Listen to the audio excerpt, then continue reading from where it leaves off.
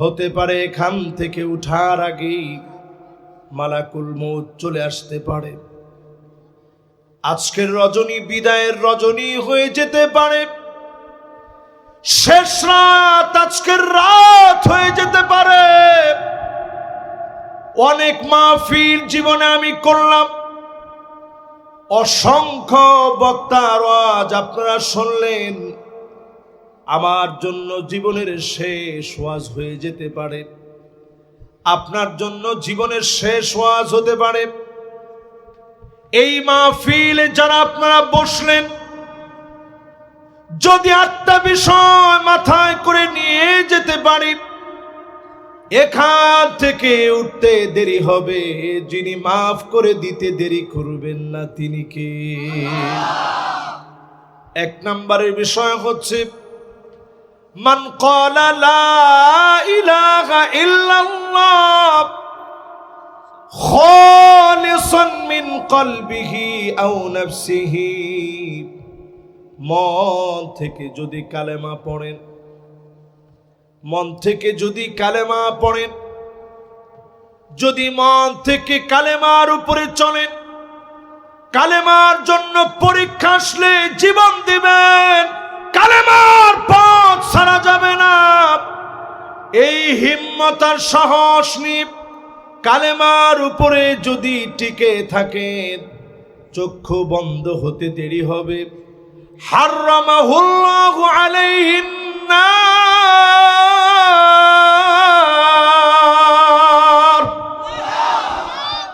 জাহান্নামের আগুন হারাম হয়ে যাবে। যিনি আপনাকে আমাকে ডেকে ডেকে মাফ করে দিবেন তিনি কি? এবার আমি এক নাম্বারটা শুনতে চাই, জান্নাতে যেতে যে জিনিসটা লাগবে সেটার নাম কি? একটু জোরে সোরে কালেমার পরে বলেন, হুজুর লাগবে ঈমান। জোরে কোন কি লাগবে? ঈমান। কেমন ঈমান? ঈমান এমন ঈমান লাগবে, নবী সাল্লাল্লাহু আলাইহি ওয়াসাল্লাম আমাদেরকে পরিষ্কারভাবে বুঝাই দিচ্ছেন। যেই ঈমান আপনার কথা বলবে বিপদের মুখে।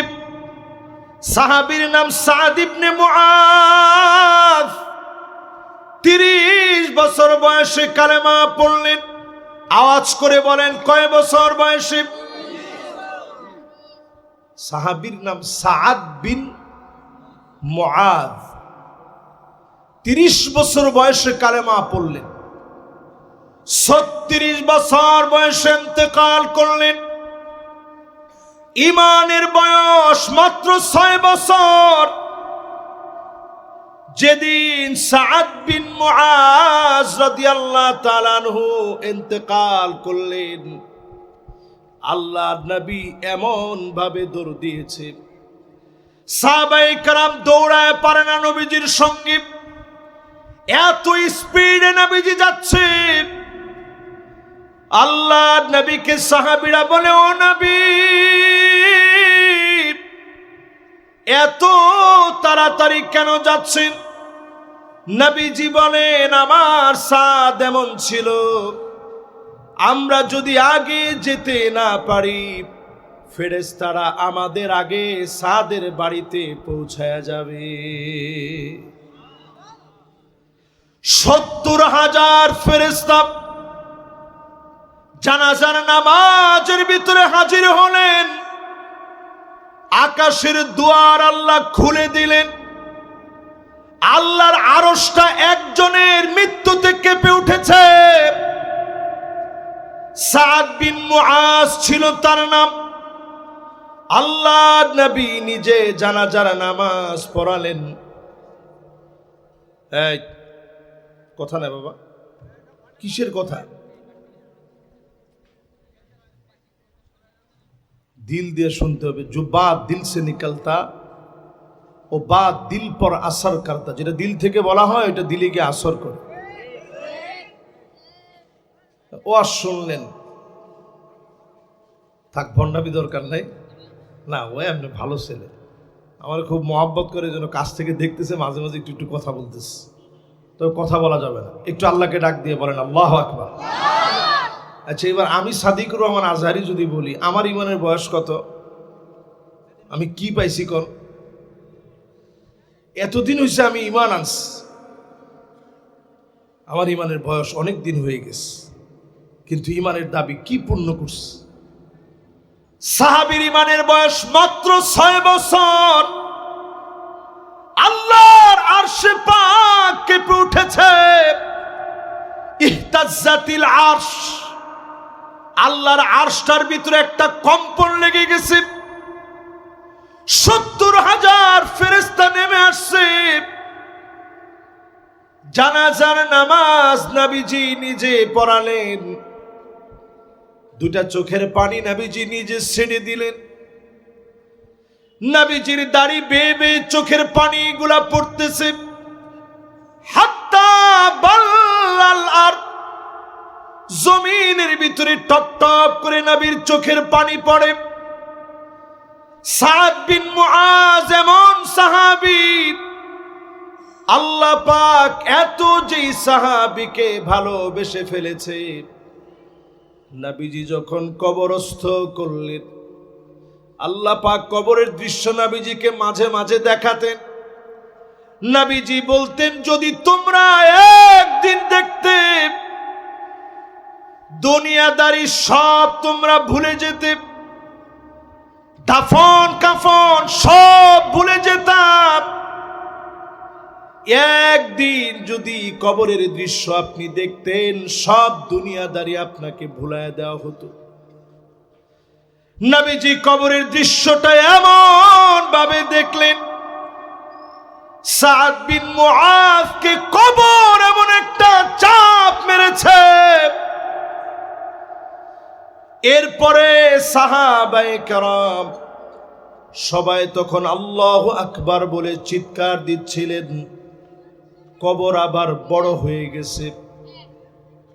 নবীজি বলেন, সাদ বিন মুআজ আল্লাহর এত আপন হওয়ার পরেও খানিকটা চাপ যদি কবর মারে, আমার আপনার মতো ঈমানদার, ঈমানের বয়স অনেক হতে পারে, দাবি পূরণে আমরা অনেক দূর এখনো পিছায় আছি, ঠিক কিনা বলে? ঈমানের দাবি যদি সত্য করতে চান, ফাঁসির মঞ্চে যাওয়া লাগবে, জেল খাটা লাগবে, জুলুম আসবে, বাতিলের কাছে মাথা নত করা যাবে না, ঠিক কিনা বলেন? উদাহরণ নেন সাহাবায়ে কেরামের জীবন থেকে। সাহাবীর নাম হারাম বিন মিলহান। কষ্ট হচ্ছে আপনাদের? 100%-এর মধ্যে একজন যুবক উঠতেছে, বাজান ও যেইভাবে শার্টের কলার খুলে আসতে যাচ্ছে, মাশাআল্লাহ। না, আমার মাহফিলে কিন্তু কোনো ছুটি নেই আজকে। এই ধরনের 1 ঘন্টা বয়ান হবে, এর মধ্যে কতটুকু গেছে জানি না। এখন সভাপতি সাহেব খালি ঘড়ি দেখতেছে।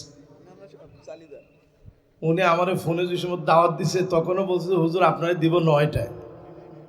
এরপরে আমার আবুজর গিফারি ভাই বলছে যে ভাই আপনি আসেন, ইনশাআল্লাহ খাইয়ে দেয় 10টায় উঠে যাবে। আর বেশি হলে না 10টা-15 হলো। আজ এক লোক আসতে দেরি করছেন, যা করছেন কোনো অসুবিধা নেই, আমরা একটু মন খুলে আজকে শুনলাম, কি বলেন? আর কালেকশনের কারণে তো, এটা মাদ্রাসার কারণে না। এই যে এতগুলো, আমি তো মনে করছি 400 হয় কিনা, এখন দেখি যে আর 5 মিনিট যদি থাকতো তাহলে 500 ওভার হয়ে যেত ইনশাআল্লাহ। এটা তো মহাব্বতে আপনারা দিচ্ছেন। এই মাদ্রাসাগুলো এইভাবে টিকে আছে।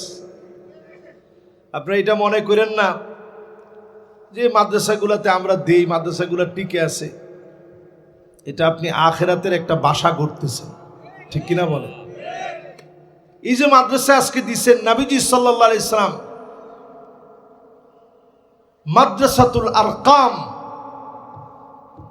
সাহাবীর ঘরে নবীজি সর্বপ্রথম হেফজখানা মাদ্রাসা নবীজি নিজে করলেন। জোরে কোন আল্লাহু আকবার। নবীজি নিজে সেখানে পড়াতেন সাহাবায়ে কেরামকে। সেই জায়গাতে যেদিন নবীজি দাওয়াতের জন্য বের হয়ে যেতেন, একজন অন্ধ সাহাবী পড়াতেন। বলেন সাহাবীর নাম কি? মাশাআল্লাহ, কে বলছে দেখি?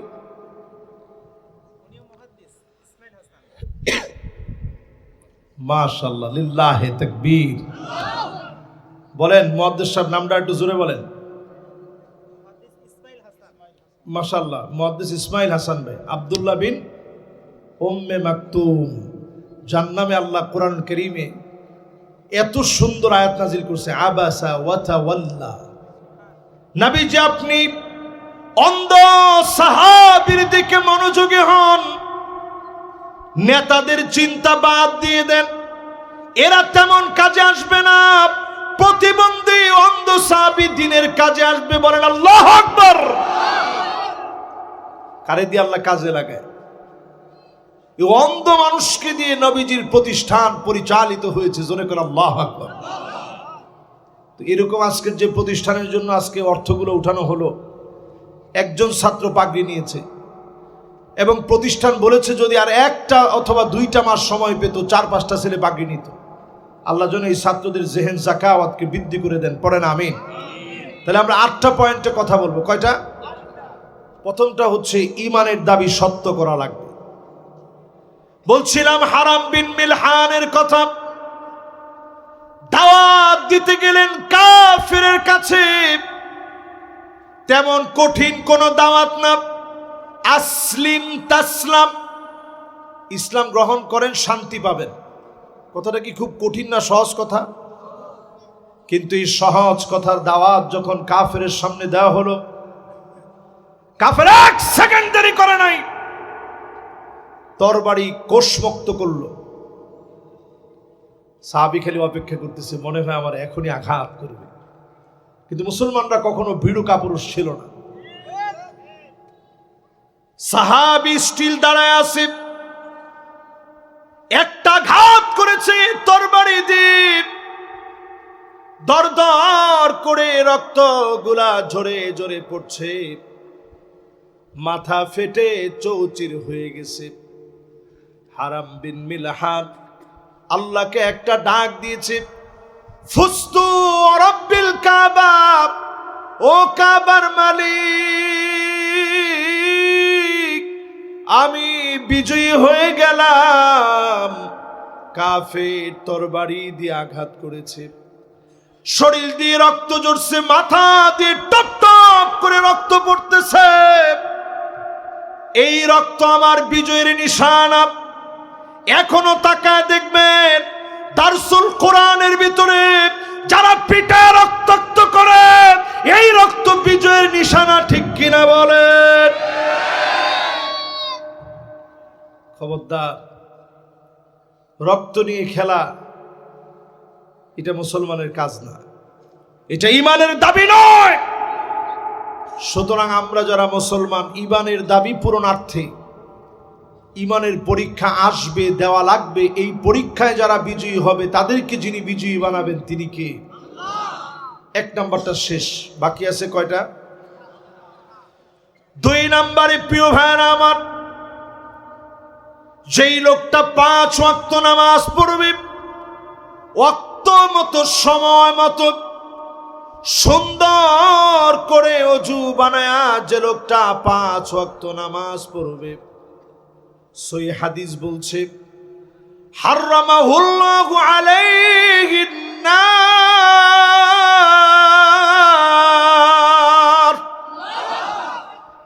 জাহান্নামের আগুন যিনি ডেকে ডেকে হারাম বানায়া ওই গোলামকে কবুল করে নিবেন তিনি কে?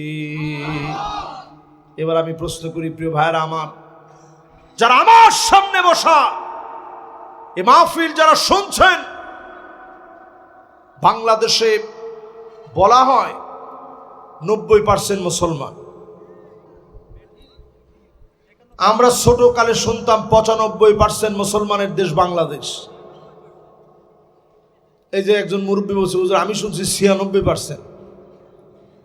আপনি দুনিয়ার কোন জায়গায় আপনি একটু তাকায় দেখেন মুসলমান ঢুকছে আর মুসলমান কমে গেছে? পৃথিবীর যেই প্রান্তে মুসলমানরা একবার প্রবেশ করেছে, সংখ্যায় মুসলমানরা কোনোদিন কমে নাই, সংখ্যায় মুসলমানেরা দ্বিগুণের চাইতে বহুগুণ বৃদ্ধি পেয়েছে, ঠিক কিনা বলে? শুধু বাংলাদেশে মুসলমানরা কমে গেছে।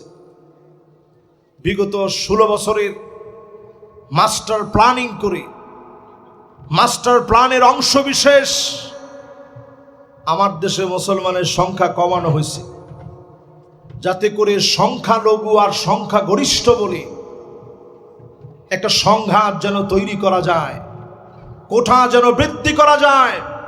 এই অপচেষ্টার কারণে বাংলাদেশে এই অপতৎপরতা চালিয়ে যাওয়া হয়েছে সুকৌশলে। ঠিক কিনা বলেন? এটার নাম ষড়যন্ত্র, এটার নাম কি? কিন্তু আজকে মুসলমান একটু দুঃখের সাথে এই মাহফিলে যদি বলা লাগে তাহলে বলি, আপনি 95 ধরেন আর 91 ধরেন আর 90 ধরেন, এত মুসলমানের ভিতরে ফজরের নামাজ, জোহরের নামাজ, আসরের নামাজ, মাগরিবের নামাজ, এমনকি শান নামাজগুলোর দিকে নজর করে দেখবেন মুসল্লির সংখ্যা এখন কম না বেশি?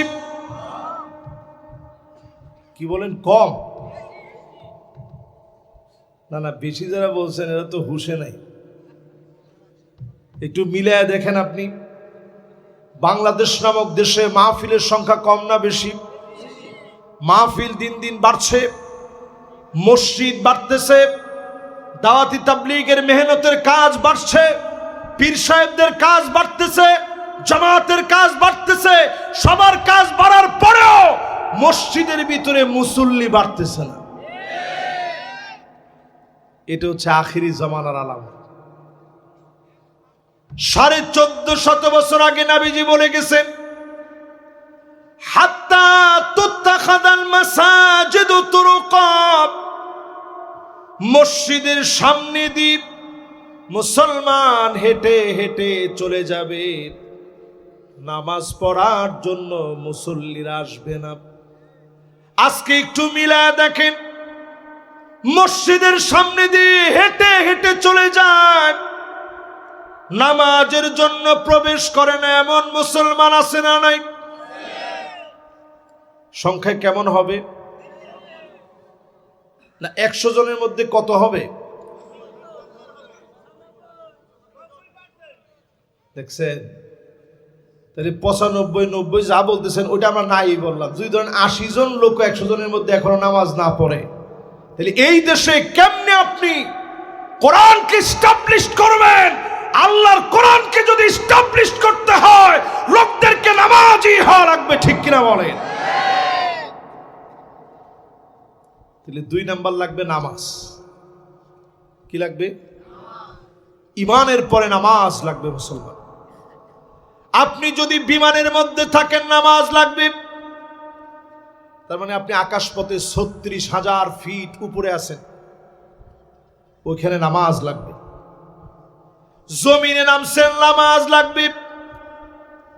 সমুদ্র পথে আছেন, নামাজ লাগবে। যেথায় আপনি যান না কেন, হসপিটালের বেডে শুয়ে আছেন, আপনার জ্ঞান ঠিক আছে, নামাজ লাগবে। হাত অবশ হয়ে গেছে, ওই অবস্থায় নামাজ পড়া লাগবে। ওযু নাই, তায়াম্মুম করে নামাজ পড়া লাগবে। আমার নবী ইন্তেকালের আগে মিসওয়াক করার মতো শক্তি যখন পাচ্ছিলেন না, মিসওয়াক চাবাবেন সেই শক্তি নবীজির নাই,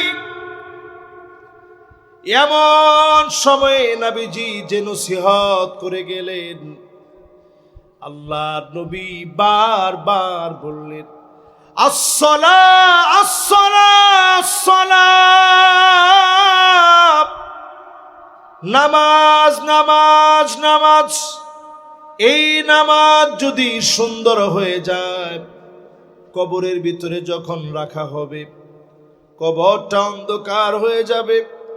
হাত্তা ইয়াসমা'a সিমা'আন আলাইহি, কবরের ভিতরে আপনার ছেলের পায়ের আওয়াজ শুনবেন,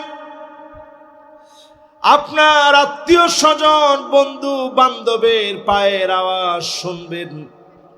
একজনরেও ধরে রাখতে পারেন নাই। সবাই যখন চলে গেছে, কবরটা গুটগুটে অন্ধকার হয়ে গেছে।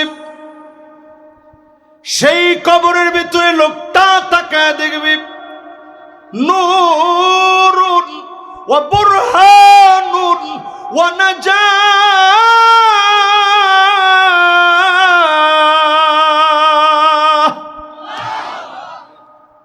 কে যেন আলো হয়ে জ্বলে গেছে। লোকটা ডাক দিয়ে বলবে, কে গো তুমি? সবাই চলে গেছে, তুমি কোত্থেকে আলো হয়ে জ্বললা? নামাজ সেদিন বলবে, আমি তোমার নামাজ, আলো হয়ে তোমার জন্য আছি, বাতি হয়ে তোমার জন্য থাকলাম, সাক্ষী হয়ে দাঁড়ায় গেলাম। নামাজ সেদিন সাক্ষী দিবে, নামাজের সাক্ষীর কারণে ডেকে ডেকে যিনি মাফ করে দিবেন তিনি কে? এদেশে যদি কোরআনের আইন পার্লামেন্ট এস্টাবলিশড হয়, নামাজ পড়তে আপনার বেশি বলা লাগবে না। কেন বলা লাগবে না? 2 দিন যদি খালি আপনারে নামাজের জন্য ধরা হয় যে 300 রাকাত করে তোমার পড়া লাগবে, তারপরে তোমার সার। 2 দিনের নামাজের জন্য যদি আপনারে 300 রাকাত করে 600 রাকাত পড়ায় যদি এরপরে ছেড়ে দেয়, আপনি চিন্তা করবেন এর চেয়ে অন্তত 5 ওয়াক্ত নামাজ সুন্দর করে পড়ি। এরকম দৃষ্টান্ত যদি গ্রামে গঞ্জে বিভিন্ন জায়গায় উপস্থাপিত হয়, অল্প সময়ের ভিতরে দেখবেন সব মানুষ নামাজি হয়ে যাচ্ছে। জোরে কোন আল্লাহু আকবার। 2 নাম্বারের পরে এবার 3 নাম্বারে চলেন। কষ্ট হচ্ছে মনে আপনাদের? ঠিক আছেন? না না না, সারা রাতের কোনো সিস্টেম নেই। নামাজের ওয়াজ করে সারা রাত যদি আমি ওয়াজ করি তো বক্তার নামাজের ঠিক থাকবে না। বলে নামাজের ওয়াজ দিয়ে কি হবে কন? এই জন্য ইনশাল্লাহ বলেন আগে ইনশাল্লাহ ওয়াজ যা শুনি নামাজ পড়বো ইনশাল্লাহ কন। মাশাআল্লাহ, এই তো মাহফিলের আবার মনোযোগটা আছে। বলেন তো কয় নাম্বারে আছে? 3 নাম্বার। মাশাআল্লাহ, চুয়াডাঙ্গা কিন্তু বাংলাদেশের সবচেয়ে উঁচু জায়গা। এখানে কিন্তু বন্যা টন্যা নাই, এই জন্য মানুষের মেজাজ কিন্তু ঠিক আছে। আল্লাহ কিন্তু আপনাদেরকে অনেক নিয়ামত দিচ্ছে। এবার আপনি একটু আমার সাথে সাথে বলেন কয় নাম্বার? 1 নাম্বারটা কি? মাশাআল্লাহ, আমার মেহমানের ভিতরে মাশাআল্লাহ ভাইয়ের একেবারে মনোযোগ 100 আছে। ইমানের পরে কি? এইবার সালাতের পরে অথবা নামাজের পরে 3 নাম্বার শুনেন।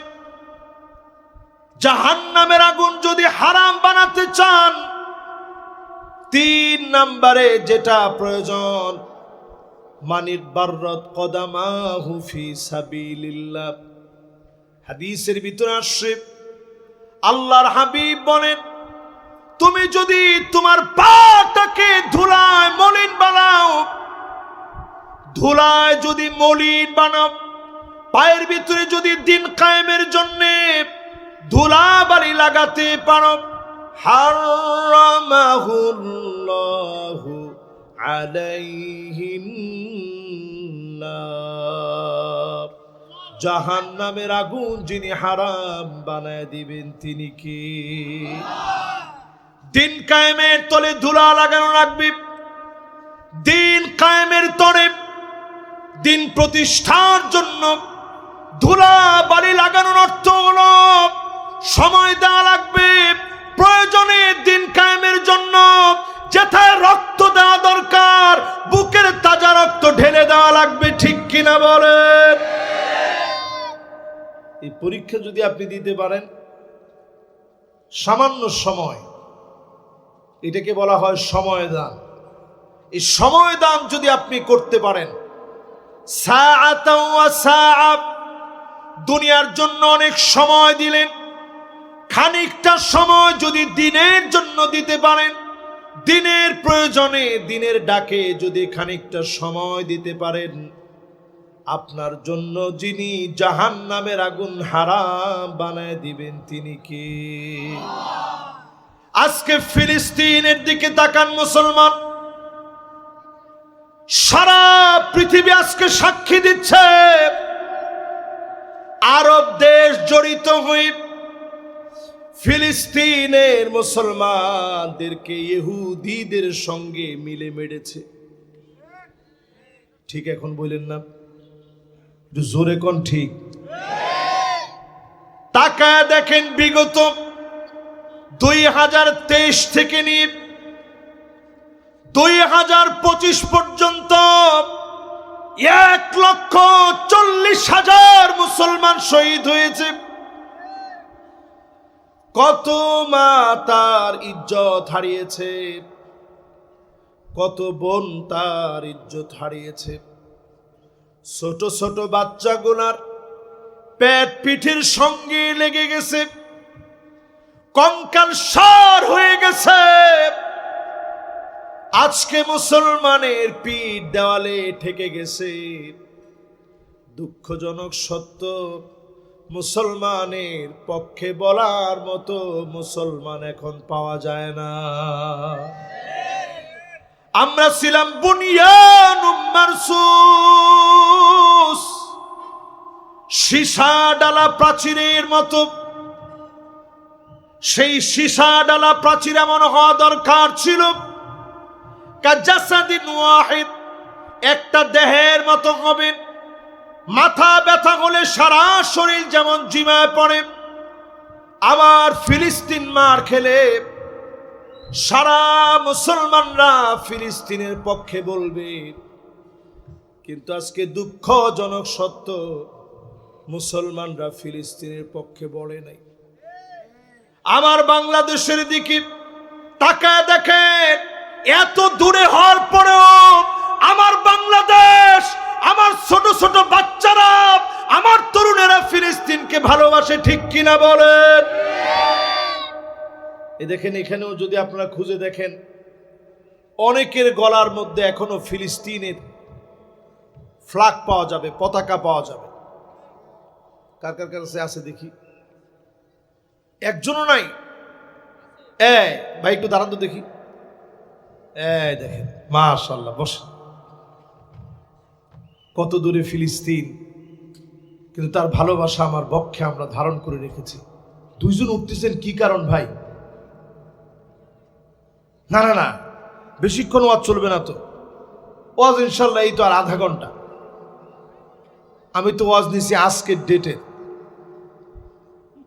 এর বেশি বাইরে আমি যাব না, এমন কষ্ট আপনাদেরকে দিব না। মাশাআল্লাহ। এবার আপনারা মনোযোগ লাগায় শুনেন।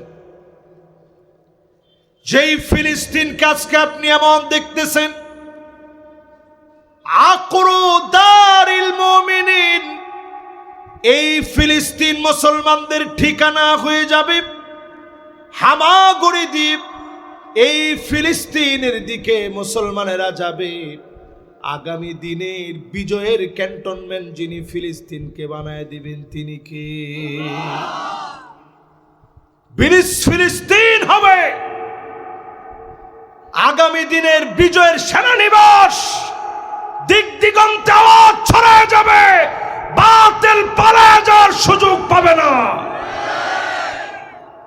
সময় আসতেছে, একটা পাথর পর্যন্ত বলবে ওয়ারাই ইহুদি, আমার পিছনে ইহুদি লুকায় আছে।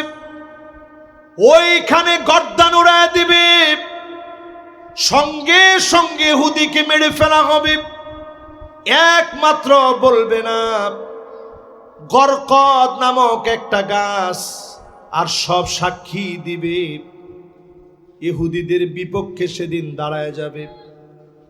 গর্দান থাকবে না ইহুদিদের। বুঝতে পেরে সমূলে তারা মূলোৎপাটন করতে চায়। অবশ্যই ইহুদিদেরকে যিনি নাস্তানাবুদ করে দিবেন, তিনি কে? তাকায় দেখেন, সিরিয়ার দিকে মার খাচ্ছে, এখন একটু তারা ঘুরে দাঁড়িয়েছে। 8ই ডিসেম্বরের পরে আমাদের দেশে হচ্ছে 5ই আগস্ট, তাদের দেশে হয়েছে 8ই ডিসেম্বর। স্বৈরাচারের পতন হয়েছে। ঠিকঠাক একটু আস্তে কর। আপনি বাংলাদেশের পরে সিরিয়ার এই দৃশ্যকে সাধারণ মনে করবেন না। সারা পৃথিবীর ভিতরে নতুন একটা বসন্ত তৈরি হচ্ছে। এই বসন্তের নাম হচ্ছে রবিউল ইসলাম, ইসলামের বসন্ত। এই বসন্ত এমন হবে, দিক দিগন্তে কালেমার পতাকা উড়বে, কোন জালেম আটকা দিতে পারবে না, পারবে না, পারবে না।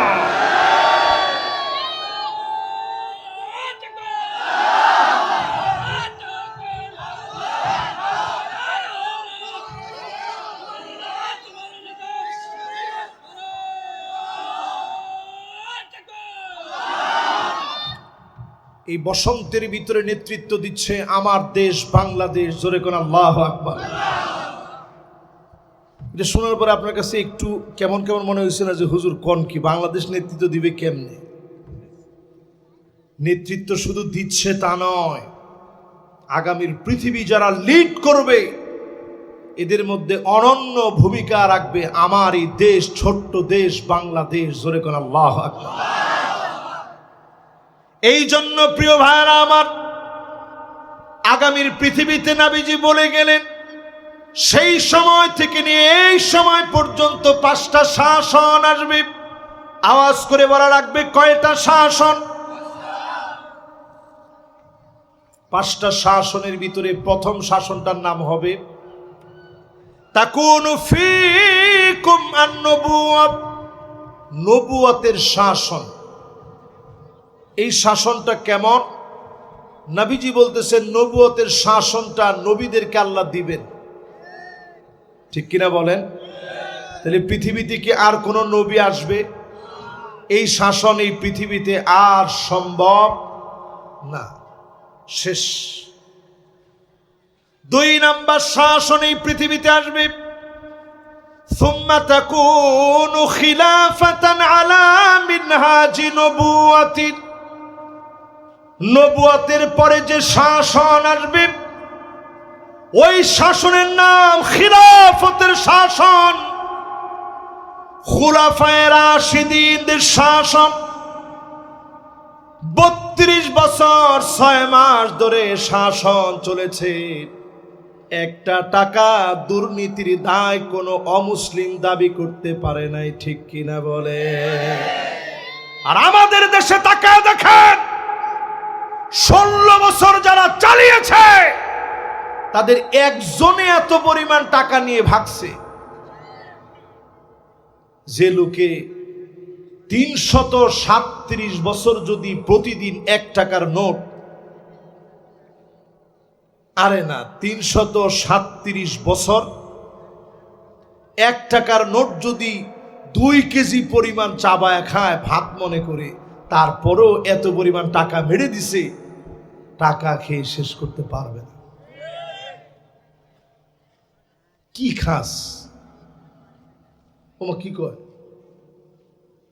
না, বাড়ি চলে যাওয়ার দরকার নাই এখনই, ঠিক আছে না? এবার শুনতে থাকেন। চিন্তা করেন বাংলাদেশের একজনই এত পরিমাণ টাকা নিছে, 337 বছর 2 কেজি করে টাকা যদি প্রত্যেক বেলায় খায়, তারপর শেষ করতে পারবে না। আরে মানুষ, তার ভাইটা যখন করোনার সময় মারা গেছে আমি মনে করছিলাম মনে ভালো হয়ে যাবে। আমার ভাইয়েরা চিন্তা করেন, অথচ প্রত্যেক সাহাবী যারা শাসন করে গেছেন ক্ষুধার যন্ত্রণায় কষ্ট পেয়েছেন, কষ্ট করেছেন, সাধারণ জীবন যাপন করেছেন। খেতে বসে যদি একটা লোকমা পড়ে যেত, ওমর রাদিয়াল্লাহু তাআলা আনহুর মতো সাহাবী তিনি বলেন ওনাকে নিষেধ করা হলো আপনি লোকমা উঠায় খায়েন না। হযরত ওমর বললেন আতরুকু সুন্নাত হাবিবি রাসূলিল্লাহ লিহাউলাইল হুমাকা,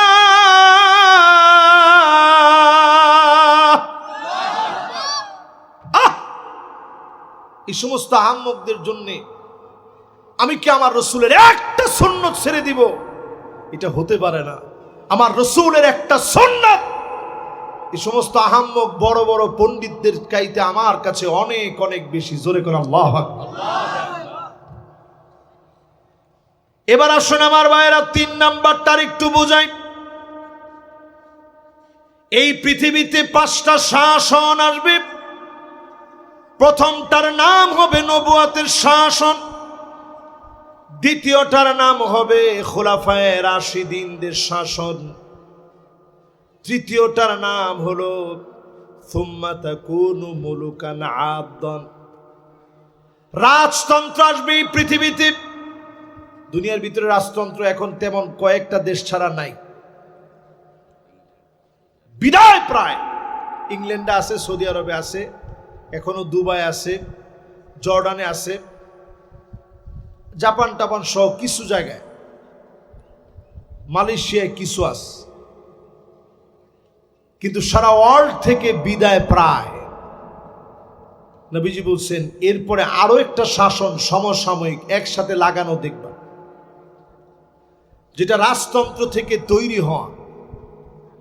সুম্মা তাকুনু মুলকান জাবরিয়া, স্বৈরা শাসকরা আসবে, আলেমদেরকে জেলে নেবে, জুলুম নির্যাতন নিপীড়ন আর অত্যাচার করবে। ঠিক কিনা বলেন?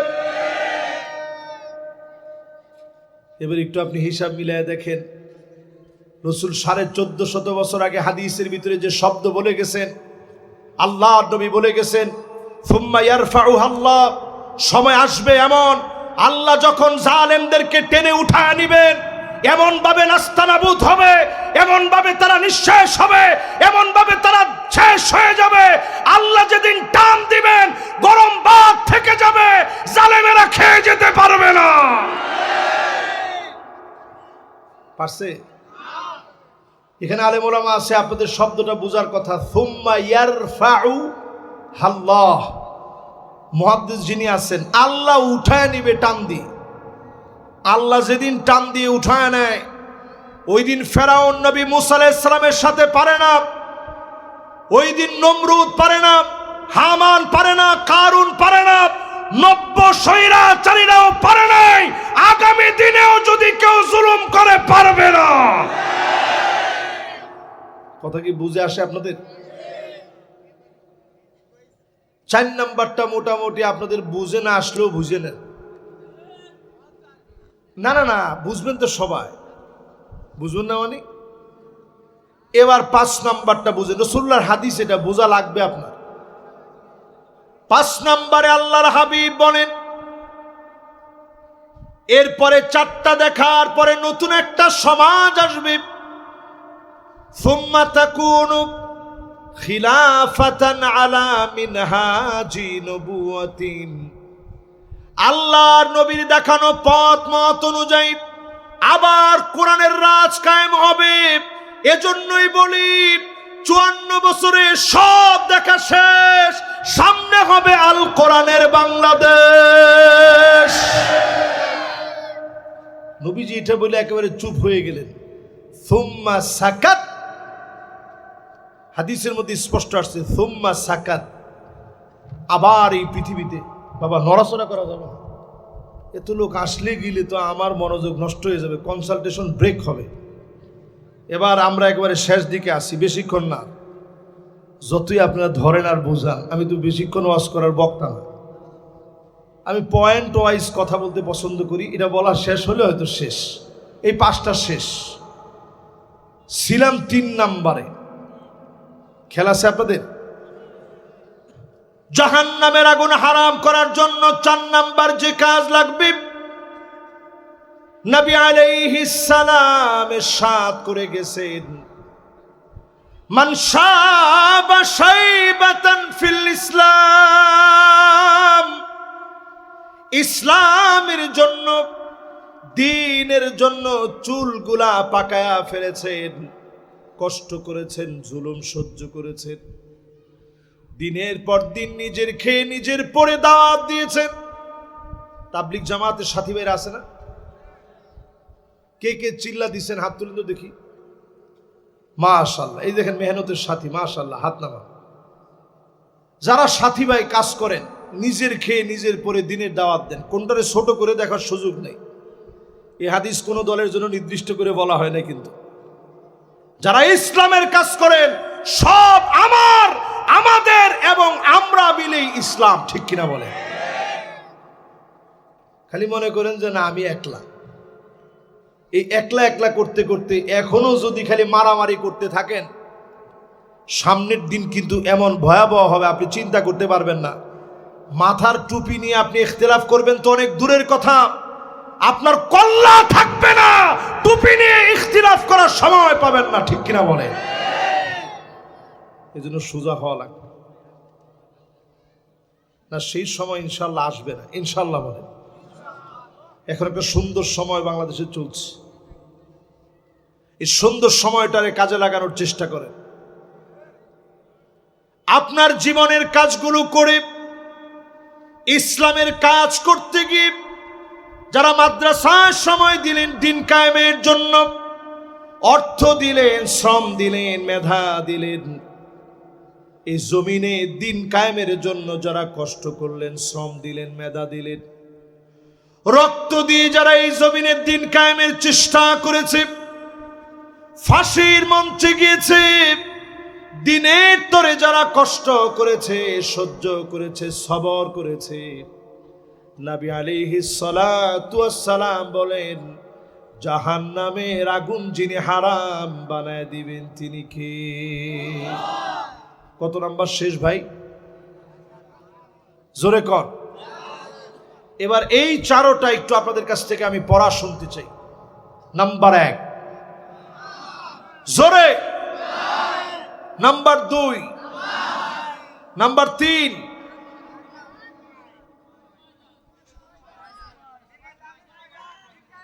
মাশাআল্লাহ দিনের জন্য সময় দেন, মাশাআল্লাহ সুন্দর। 4 নাম্বার, আরে না সবগুলা জাহান্নামের আগুন থেকে মুক্তি পাওয়ার জন্য করতেছেন। 4 নাম্বার হচ্ছে দিন কায়েমের জন্য চেষ্টা করতে করতে দাড়ি পেকে গেছে, বুড়া হয়ে গেছেন, কষ্ট করছেন, এরকম লোক আছে না? অনেকে খোটা দেয়, কিরে এত বছর করে কি করছিস, তো দাড়ি পেকে গেছে, কি হয়েছে দেখছি না? রাসূল এই কথাটা হাদিসের মধ্যে নিয়ে আসছেন, আমি এমনি পয়েন্ট আনি নাই। মান শাবা শাইবাতান ফিল ইসলাম, ইসলামের তরে ইসলামের জন্য দাড়ি পাকায় ফেলেছেন, কষ্ট করেছেন, শ্রম দিয়েছেন, সময় দিয়েছেন, ডেকে ডেকে যিনি জাহান্নামের আগুন হারাম বানায় দিবেন তিনি কি? কয় নাম্বার শেষ? 4 নাম্বারের পরে আমার ভাইয়েরা 5 নাম্বারে 40 দিন ধরে তাকবীরে উলা সঙ্গে যদি 40টা দিন 5 ওয়াক্ত নামাজ পড়েন, হারামাহুল্লাহু আলাইহিন নার, জাহান্নামের আগুন যিনি হারাম বানায় দিবেন তিনি কে? 40টা দিন খুব বড় না, এই পৃথিবীর দিন দিন দিন ছোট হয়ে যাচ্ছে, সময়গুলো সংক্ষিপ্ত হয়ে যাচ্ছে, ইয়াতাকারাবুজ জামান, জমানা সংকুচিত হচ্ছে, সপ্তাহ চলে যাচ্ছে কিছু মনে হয় না, মাস চলে যাচ্ছে সপ্তাহের মতো করে, বছর চলে যাচ্ছে মাসের মতো করে, ঠিক কিনা বলেন? হতে পারে এখান থেকে উঠার আগেই মালাকুল মউত চলে আসতে পারে, আজকের রজনী বিদায়ের রজনী হয়ে যেতে পারে, শেষ রাত আজকের রাত হয়ে যেতে পারে। অনেক মাহফিল জীবনে আমি করলাম, অসংখ্য বক্তার ওয়াজ আপনারা শুনলেন, আমার জন্য জীবনের শেষ ওয়াজ হয়ে যেতে পারে, আপনার জন্য জীবনের শেষ ওয়াজ হতে পারে। এই মাহফিলে যারা আপনারা বসলেন, যদি 8টা বিষয় মাথায় করে নিয়ে যেতে পারি, এখান থেকে উঠতে দেরি হবে, যিনি মাফ করে দিতে দেরি করবেন না তিনি কে? 1 নম্বরের বিষয় হচ্ছে মান ক্বালা লা ইলাহা ইল্লাল্লাহ খালিসান মিন কলবিহি আও নাফসিহি, মন থেকে যদি কালেমা পড়েন, মন থেকে যদি কালেমা পড়েন, যদি মন থেকে কালেমার উপরে চলেন, কালেমার জন্য পরীক্ষা আসলে জীবন দিবেন, কালেমার পথ ছাড়া যাবে না, এই হিম্মত আর সাহস নিয়ে কালেমার উপরে যদি টিকে থাকেন, চক্ষু বন্ধ হতে দেরি হবে। হারামাহুল্লাহু আলাইহিন নার,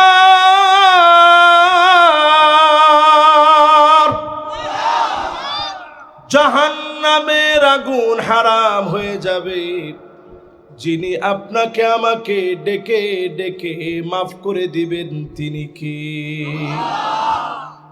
এবার আমি এক নাম্বারটা শুনতে চাই, জান্নাতে যেতে যে জিনিসটা লাগবে সেটার নাম কি? একটু জোরে সোরে কালেমার পরে বলেন, হুজুর লাগবে ঈমান। জোরে কোন, কি লাগবে? ঈমান। কেমন ঈমান? ঈমান এমন ঈমান লাগবে, নবী সাল্লাল্লাহু আলাইহি ওয়াসাল্লাম আমাদেরকে পরিষ্কারভাবে বুঝাই দিচ্ছেন। যেই ঈমান আপনার কথা বলবে বিপদের মুখে। সাহাবীর নাম সাদ ইবনে মুআয, 30 বছর বয়সে কালেমা পড়লেন। আওয়াজ করে বলেন, কয় বছর বয়সে? সাহাবীর নাম সাদ বিন মুআয, 30 বছর বয়সে কালেমা পড়লেন। 36 বছর বয়সে ইন্তেকাল করলেন। ঈমানের বয়স মাত্র 6 বছর। যেদিন সাদ বিন মুআয রাদিয়াল্লাহু তাআলা আনহু ইন্তেকাল করলেন, আল্লাহর নবী এমন ভাবে দৌড় দিয়েছে, সাহাবায়ে কেরাম দৌড়ায় পারে না নবীজির সঙ্গে, এত স্পিডে নবীজি যাচ্ছে। আল্লাহর নবীকে সাহাবীরা বলে, ও নবী, এত তাড়াতাড়ি কেন যাচ্ছেন? নবীজি বলেন, আমার সাদ এমন ছিল, আমরা যদি আগে যেতে না পারি, ফেরেশতারা আমাদের আগে সাদের বাড়িতে পৌঁছায়া যাবে।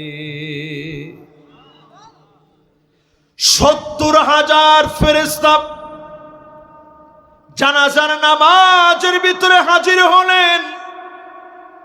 আকাশের দুয়ার আল্লাহ খুলে দিলেন। আল্লাহর আরশটা একজনের মৃত্যুতে কেঁপে উঠেছে। সাদ বিন মুআয ছিল তার নাম।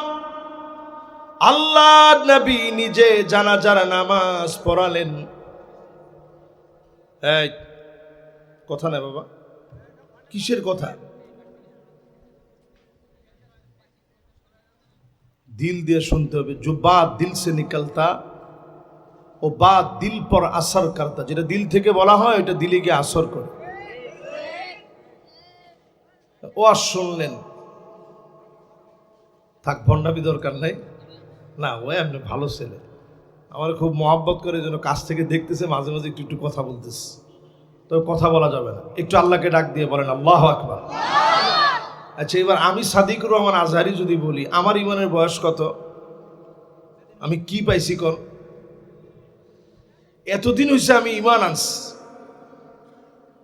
আমার ঈমানের বয়স অনেক দিন হয়ে গেছে, কিন্তু ঈমানের দাবি কি পূর্ণ করছি? সাহাবীর ঈমানের বয়স মাত্র 6 বছর। আল্লাহর আরশে পাক কেঁপে উঠেছে। ইহতাজ্জাতিল আরশ, আল্লাহর আরশটার ভিতরে একটা কম্পন লেগে গেছে। 70,000 ফেরেশতা নেমে আসছে। জানাজার নামাজ নবীজি নিজে পড়ালেন। দুটা চোখের পানি নবীজি নিজে ছেড়ে দিলেন। নবীজির দাড়ি বেয়ে বেয়ে চোখের পানিগুলা পড়তেছে। হাত্তা বাল্লাল আরদ, জমিনের ভিতরে টপ টপ করে নবীর চোখের পানি পড়ে। সাদ বিন মুআজ এমন সাহাবী, আল্লাহ পাক এত যেই সাহাবীকে ভালোবেসে ফেলেছে, নবীজি যখন কবরস্থ করলেন, আল্লাহ পাক কবরের দৃশ্য নবীজিকে মাঝে মাঝে দেখাতেন। নবীজি বলতেন, যদি তোমরা একদিন দেখতে দুনিয়াদারি সব তোমরা ভুলে যেতে, দাফন কাফন সব ভুলে যেতাম, একদিন যদি কবরের দৃশ্য আপনি দেখতেন, সব দুনিয়াদারি আপনাকে ভুলায় দেওয়া হতো। নবীজি কবরের দৃশ্যটা এমন ভাবে দেখলেন, সাদ বিন মুআজকে কবর এমন একটা চাপ মেরেছে। এরপরে সাহাবায়ে কেরাম সবাই তখন আল্লাহু আকবার বলে চিৎকার দিচ্ছিলেন, কবর আবার বড় হয়ে গেছে। নবীজি বলেন, সাদ বিন মুআজ আল্লাহর এত আপন হওয়ার পরেও খানিকটা চাপ যদি কবর মারে, আমার আপনার মতো ইমানদার, ইমানের বয়স অনেক হতে পারে, দাবি পূরণে আমরা অনেক দূর এখনো পিছায় আছি, ঠিক কিনা বলে? ইমানের দাবি যদি সত্য করতে চান, ফাঁসির মঞ্চে যাওয়া লাগবে, জেল খাটা লাগবে, জুলুম আসবে, বাতিলের কাছে মাথা নত করা যাবে না, ঠিক কিনা বলেন? উদাহরণ নেন সাহাবায়ে কেরামের জীবন থেকে। সাহাবীর নাম হারাম বিন মিলহান। কষ্ট হচ্ছে আপনাদের? 100%-এর মধ্যে একজন যুবক উঠতেছে, বাজান ও যেইভাবে শার্টের কলার খুলে আসতে যাচ্ছে, মাশাআল্লাহ। না, আমার মাহফিলে কিন্তু কোনো ছুটি নেই আজকে। এই ধরনের 1 ঘন্টা বয়ান হবে, এর মধ্যে কতটুকু গেছে জানি না। এখন সভাপতি সাহেব খালি ঘড়ি দেখতেছে। উনি আমার ফোনে যে সময় দাওয়াত দিছে, তখনও বলছে, হুজুর আপনারা দিব 9টায়। এরপরে আমার আবুজর গিফারি বলছে যে ভাই আপনি আসেন, ইনশাআল্লাহ খাইয়ে দেয় 10টায় উঠে যাবে।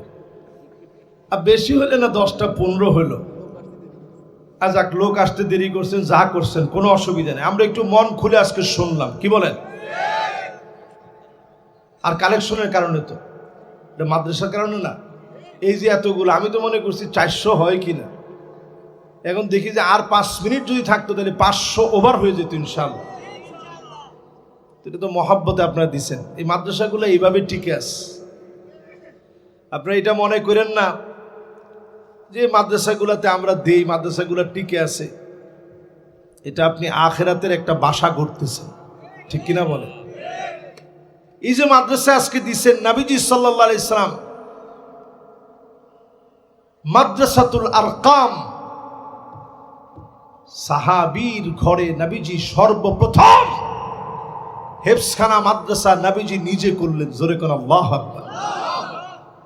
নবীজি নিজে সেখানে পড়াতেন সাহাবায়ে কেরামকে।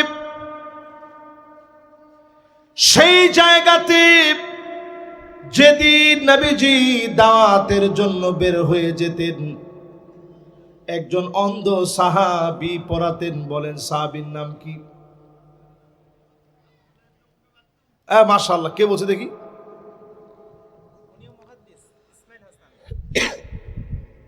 মাশাআল্লাহ, লিল্লাহি তাকবীর।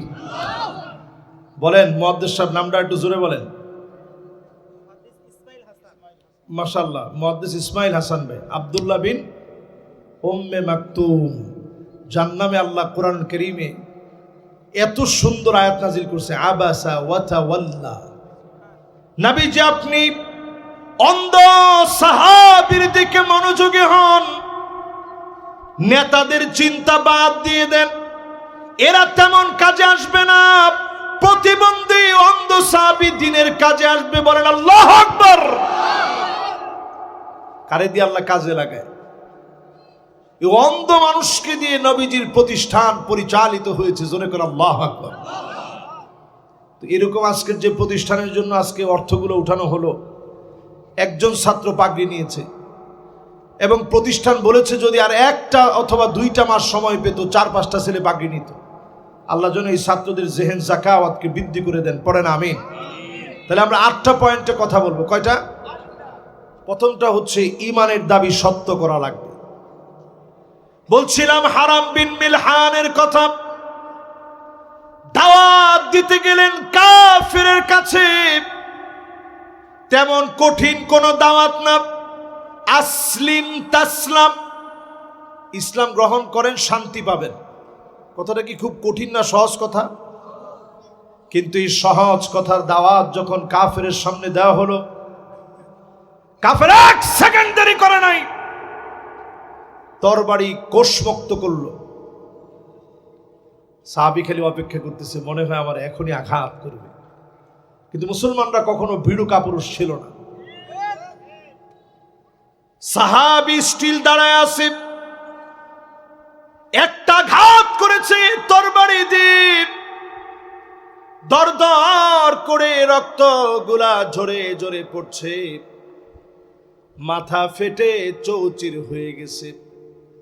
হারাম বিন মিলহান আল্লাহকে একটা ডাক দিয়েছে, ফুস্তু রব্বিল কাবা, ও কাবার মালিক আমি বিজয়ী হয়ে গেলাম। কাফের তরবারি দিয়ে আঘাত করেছে, শরীর দিয়ে রক্ত ঝরছে, মাথা দিয়ে টপ টপ করে রক্ত পড়তেছে। এই রক্ত আমার বিজয়ের নিশানা। এখনো তাকায় দেখবেন দারসুল কোরআনের ভিতরে যারা পিঠে রক্তাক্ত করে, এই রক্ত বিজয়ের নিশানা, ঠিক কিনা বলেন? খবরদার, রক্ত নিয়ে খেলা এটা মুসলমানের কাজ না, এটা ঈমানের দাবি নয়। সুতরাং আমরা যারা মুসলমান, ঈমানের দাবি পূরণার্থে ঈমানের পরীক্ষা আসবে, দেওয়া লাগবে। এই পরীক্ষায় যারা বিজয়ী হবে তাদেরকে যিনি বিজয়ী বানাবেন তিনি কে?